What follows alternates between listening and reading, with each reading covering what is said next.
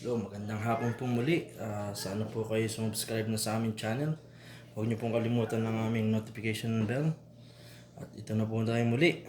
Nagluto nga po pala ako dito ng kung sa atin ay tinawag na kinunot na pagi or stingray. But wala po kami nun dito na pagi. Kaya bumili po ako ng fish fillet. At yan po, niluto ko po siya as kinunot na pagi. Nilagyan ko po siya ng garlic, onions, ginger, and horseradish leaves.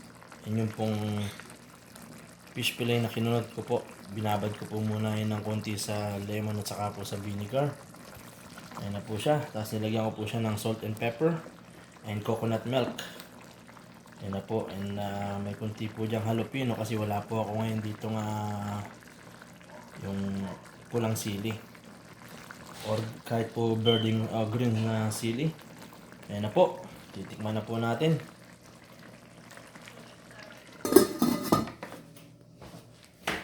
Ito na po siya mga kapatid. Tikman po natin. Ako po yung upo muna. Ganun po yung masarap po ang ating pagkain.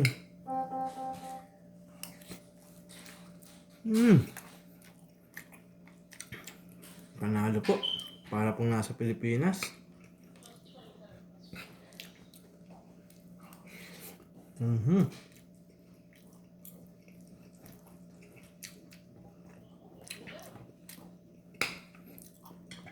Hanggang sa muli po. Tutok lang po kayo sa aming channel. Kita-kita po tayong muli. Sa susunod po magpapakita na po ako ng mukha. At may iba po kaming activity sa susunod na panahon.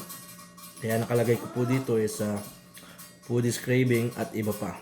May mga activity po kami maybe next year po na i-upload po namin sa aming video. Maraming po salamat. Hanggang sa muli.